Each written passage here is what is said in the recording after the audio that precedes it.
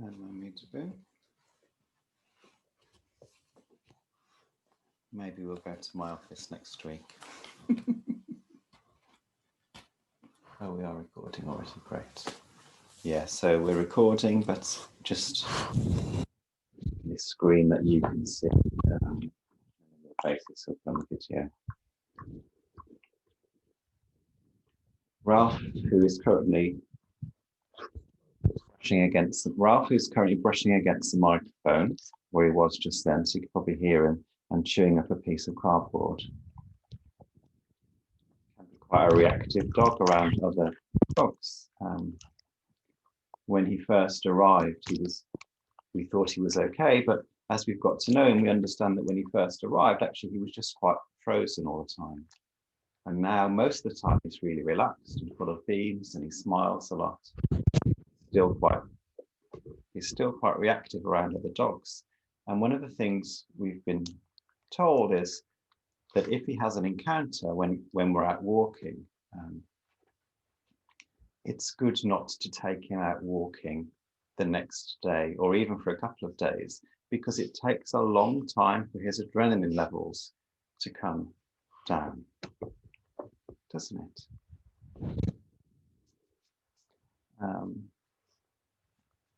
Ages ago, I was talking to somebody about house moving being stressful, and they thought it took them a year to feel relaxed again after moving house. That's how long it took for that stress and tension to work its way through their system.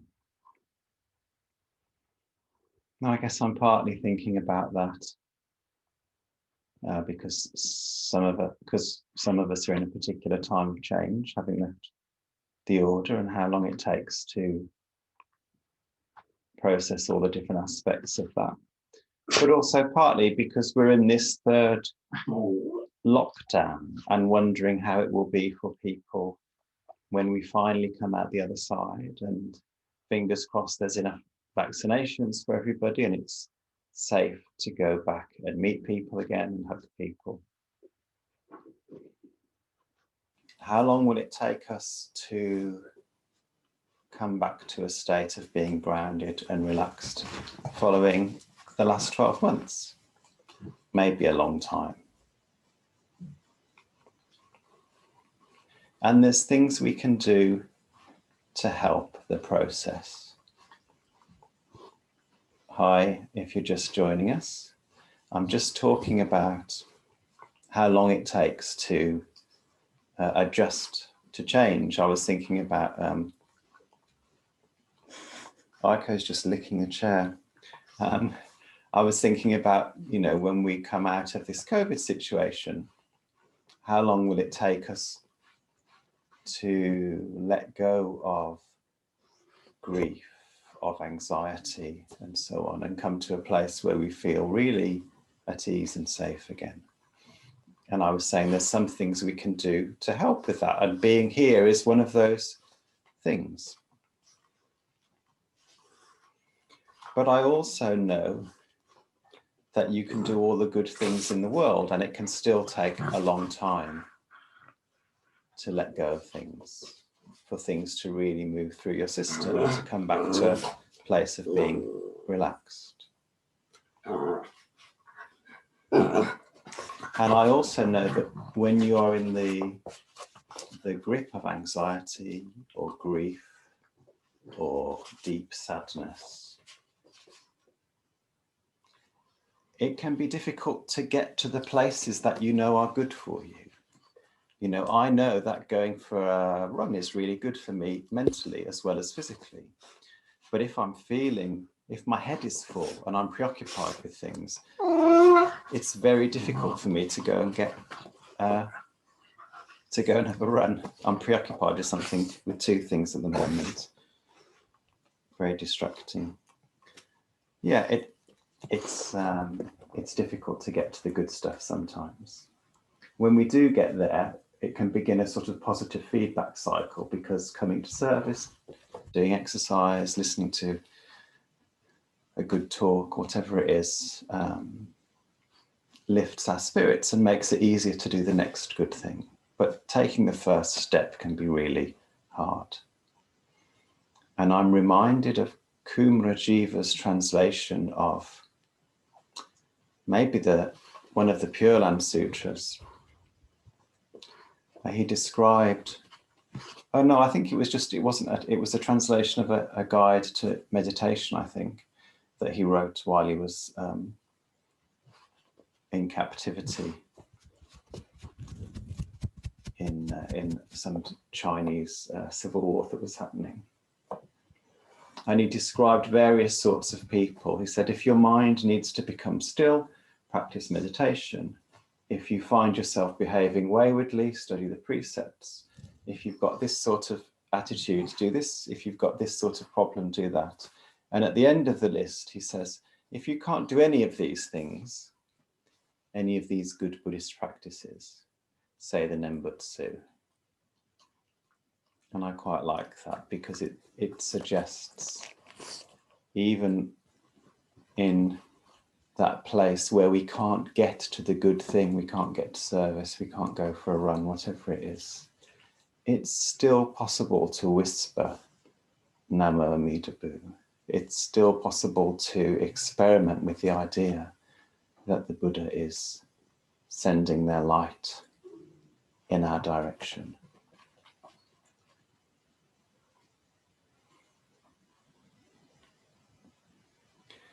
So I suppose there's two things that I'm inviting us to remember.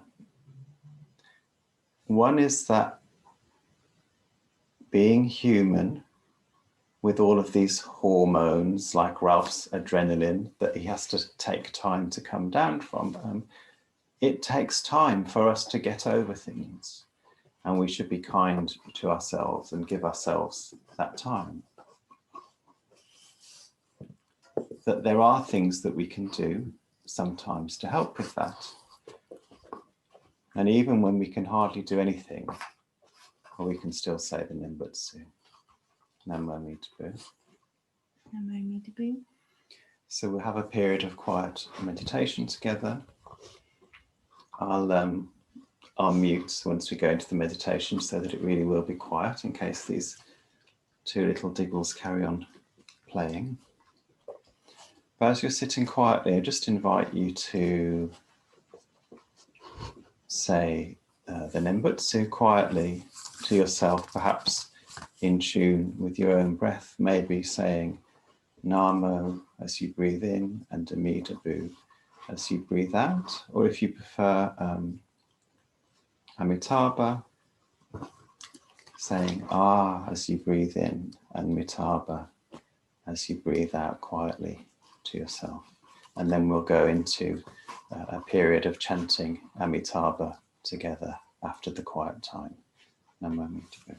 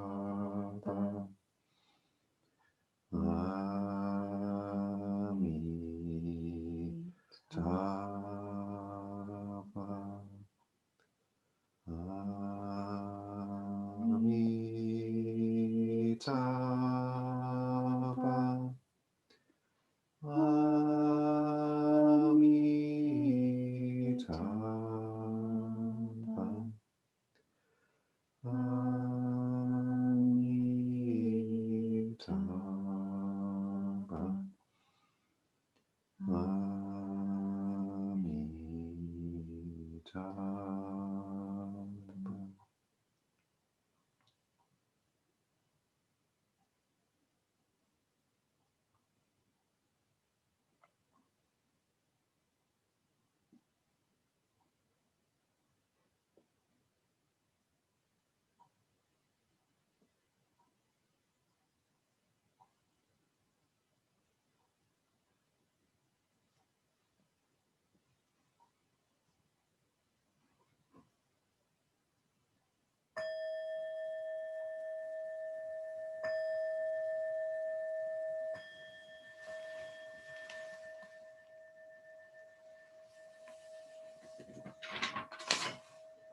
Thanks, everybody. Please repeat after me for the refuges and precepts. For refuge, I go to the Buddha. For refuge, I go to the Buddha. Namo Buddhaya. Namo Buddhaya. For refuge, I go to the Dharma. For refuge, I go to the Dharma. Namo Dharmaya. Namo Dharmaya. For refuge, I go to the Sangha. For refuge, I go to the Sangha. Namo Sanghaya. Namo Sanghaya. With faith in the three jewels. With faith in the three jewels. I pray that I may not take life. I pray that I may not take life. With faith in the three jewels. With faith in the three jewels. I pray that I may not steal. I pray that I may not steal. With faith in the three jewels. With faith in the three jewels. I pray that I may not fall into sexual misconduct. I pray that I may not fall into sexual misconduct. With faith in the three jewels. With faith in the three jewels. I pray that I may not fall into wrong speech. I pray that I may not fall into wrong speech. With faith in the three jewels. With faith in the three jewels. I pray that I may avoid intoxication. I pray that I may avoid intoxication. Innumerable are sentient beings. We vow to save them all. Inexhaustible are deluded passions. We vow to transform them all. Immeasurable are the Dharma teachings. We vow to master them all. Infinite is the Buddha's way. We vow to fulfill it completely.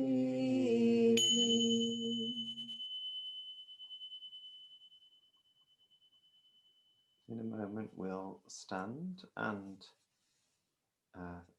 Satya and I will make 4 prostrations to the floor as we chant 3 4 prostrations to the floor as we chant Namo Amitabu. Do join in with us towards your own Buddhas or the Buddha on the screen from your seats or from standing, whatever you prefer.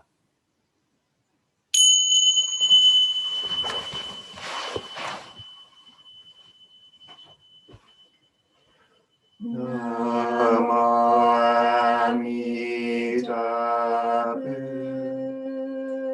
Namo Amitabu. Namo Amitabu.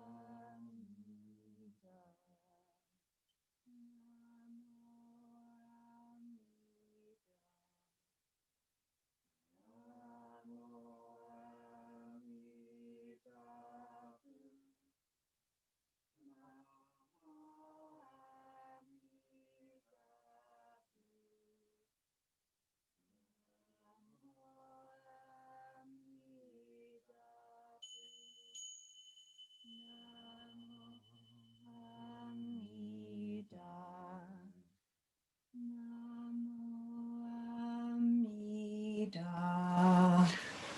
Namo Amitabha. Namo Amitabha. Namo Amitabha. Namo Amitabha.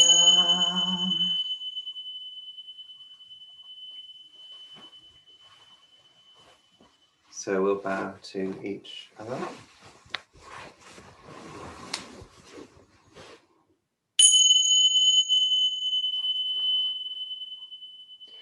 And to the shrine.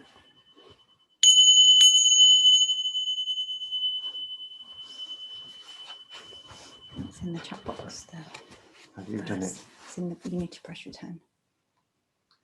And to finish, we'll all recite this little verse together. So please do unmute and we'll all say it at the same time. It won't be in unison, but we'll get to hear each other's voices. Blessed by Amitabha's light, may I care for all living things and the holy earth. Namo Amitabha.